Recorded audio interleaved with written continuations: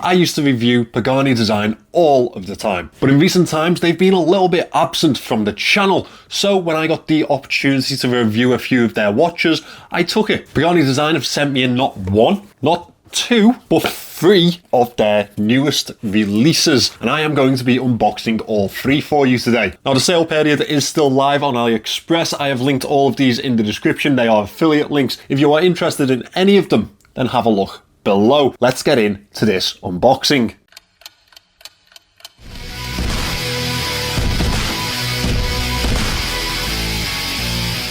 Right, so we have three boxes in front of us today.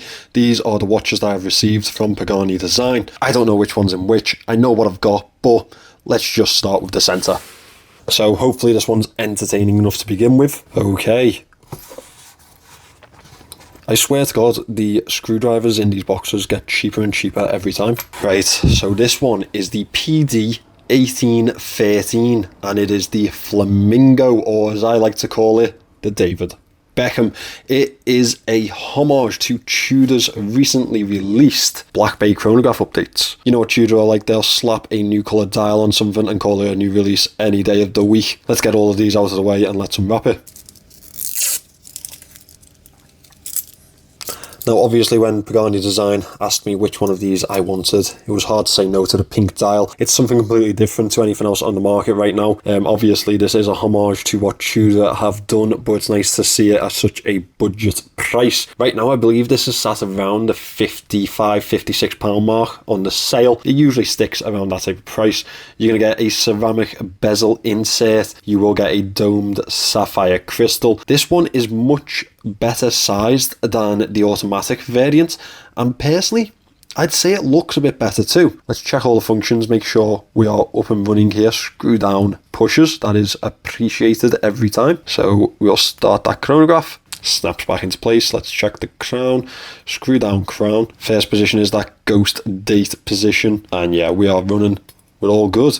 Now we don't have a running seconds on this one. I personally prefer it without the running seconds, and that's because you do that more mechanical-esque type of look to the quartz movement. This is a VK64 movement, which definitely explains that ghost date position. Finishing is exactly as you'd expect on a Pagani Design. We do have some nice chamfered edges there. This Jubilee-esque bracelet should fit my wrist very nicely. Let me know what you guys think of this one. I'd love to know which one you'd like to see me review first. I can definitely arrange it in that order, so maybe I'll leave a poll after this video in the community section. Not sized up just yet, but as you can see, it does have that better size profile, especially for my smaller wrists. This one comes in at 39.5mm in diameter. More importantly, the lug to lug is less than 50, it's 48mm, and it will come in at 13.2mm thick. I will confirm all of that in the review. Remember, let me know which one you want to see first. Let's get on to the next one.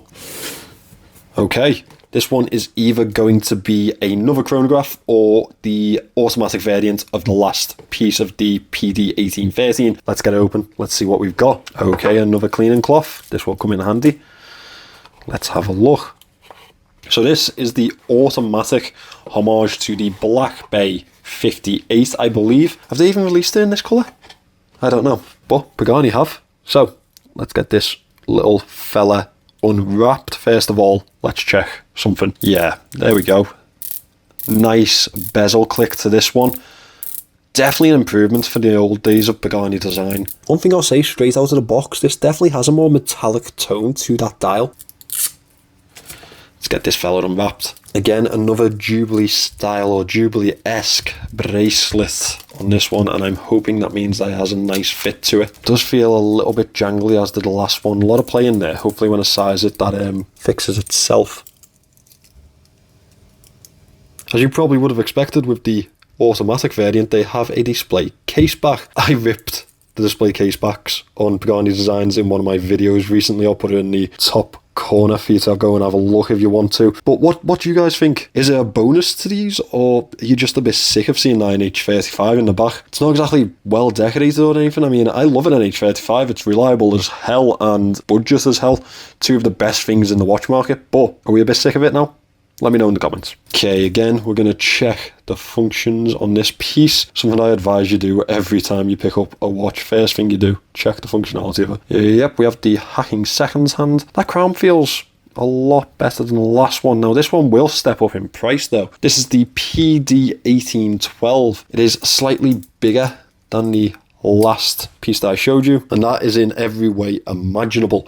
It is 42 millimeters in diameter, 50 millimeters lug to lug, and look at that chunky boy there. It's 15 millimeters thick, including the domed sapphire and that very chunky casing. Very reminiscent of a Tudor. That was the thing that made me sell my last Tudor Black Bay. It was way too thick for me. What do we think of this one? It comes in at £76 at the minute. That is with an automatic movement, sapphire crystal, and I'm guessing 100 meters of water resistance. Make sure you check back for the review, and remember, let me know which one you want to see first. Instantly on wrist, I can tell that this one's a much bigger watch. That comes in with 42 millimeters in diameter. As mentioned, that 50 mil lug to lug is going to be a challenge for me, but I think I'll pull it off, just about. What do you guys think? I do like that the bezel is much more subdued. It plays well with the dial. Again, that dial definitely has a metallic tone to me. I don't know if I'm going to be a fan of that, but I guess time will tell. Okay, we have the last one here, and I know exactly what this is going to be, and I think it is a very nice upgrade to one that we've already seen. Let's get this fella out the box. Another cleaning cloth. I am going to be swimming in cleaning cloths. There we go. Another Pagani design PD1701, a homage to my grail pieces, the Omega Speedmaster, and what I dubbed the perfect alternative to going and buying yourself a moon swatch. Let's get this fella unwrapped.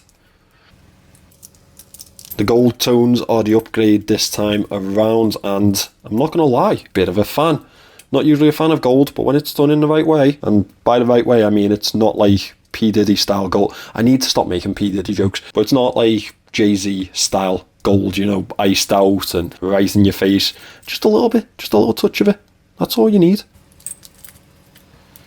See, now this is what I mean by the case backs. That's really nice. I like that. You know, it's a little bit of a nod to the Speedmasters, the moon watches. Better than seeing a movement sometimes, isn't it? I am actually a very big fan of this white and gold dial. I think those accents play beautifully with each other, and I was actually really excited about getting this one in, so I'm glad that they've sent it. They have also just released a first Omega in space homage. Brilliant. So Pagani, if you're interested, shoot one. Now this one is definitely better sized than the last. It is 40 millimeters in diameter, slightly smaller than the Speedmaster, I believe. We don't know the lug to lug. I will confirm that in the review, and it is 14 millimeters thick. Now you will see that a lot of that is owed to that chunky bezel and the domed sapphire. Again though, really nice piece. Let me just check all the functions on this before we finish. This one does have the sub dial at 6 o'clock, but we are forgoing the date, which I really don't mind, but it does mean a ghost date position with this VK63 movement. There we go, all good. Screw down crown. I'd imagine 100 meters water resistance. I wouldn't be angry if it's 50 though. Again, this one, when sized up, I'm hoping it has a better fit than it feels like it will right now. This one comes in at £61 at the moment. All of these watches will be linked in the description below. I want you to let me know which one of these you want to see me review first. So I'll leave a poll in the community tab. Go and check that out. Vote for the one you want to see reviewed first, and I will get that video to you as soon as possible. Thanks for watching today, guys. That poll should be live right now. Let me know which one of these you want to see me review first. If you're interested in any of the watches that I've shown you today, or anything on the Aliexpress market during this sale period, I have my links in the description. Again, they are affiliate links, but you will be charged no extra at all. If you want to see those reviews or more of my content, make sure you subscribe below, and I will see you in the next one.